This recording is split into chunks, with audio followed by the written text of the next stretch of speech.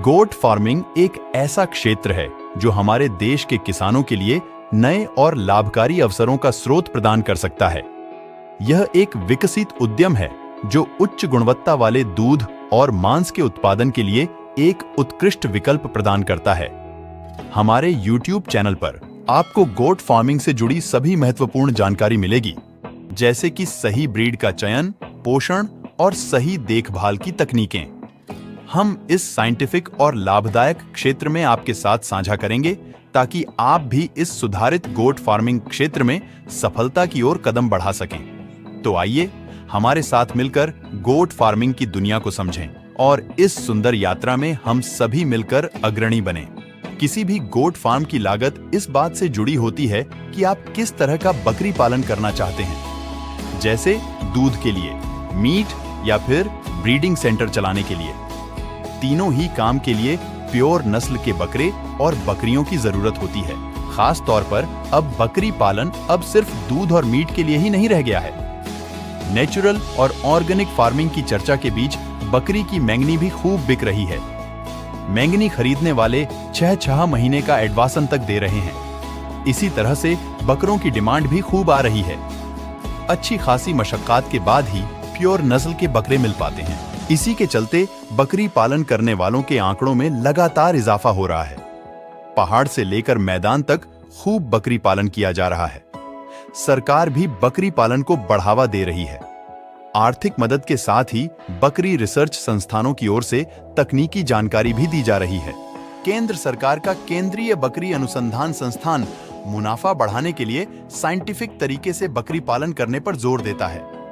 गोट scientist बकरी के चारे से लेकर उसके रखरखाव के बारे में पशुपालकों को जानकारी दे रहे हैं। अगर आप भी गोट फार्मिंग के बारे में प्लान कर रहे हैं तो कम से कम आप 25 बकरियों से कर सकते हैं। बकरी पालन की शुरुआत में बकरी रखने के लिए शेड, बकरे खरीदने और उनके चारे के लिए रकम की जरूरत होती है।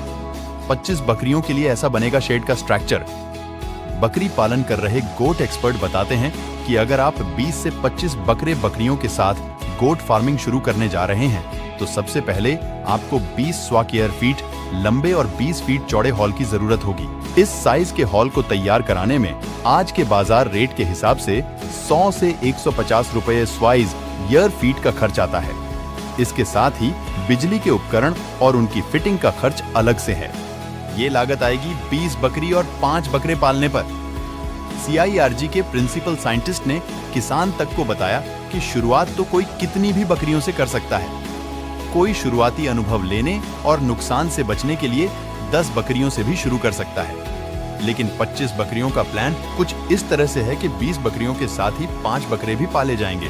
बकरियों के शेड के लिए कोई बहुत ज्यादा तैयारी करने की जरूरत नहीं है। 20 बकरी और 5 बकरों के पालन पर 3 लाख रुपए तक की लागत आती है। इस बात का ख्याल रखें कि जहां बकरी रखी जाएंगी वो जगह जमीन से थोड़ी ऊंची हो। हर 6 महीने पर उस जगह की मिट्टी को बदल दिया जाए। पुरानी मिट्टी खेत में डाल दी जाए और नई मिट्टी बकरियों के शेड में भर दी जाए।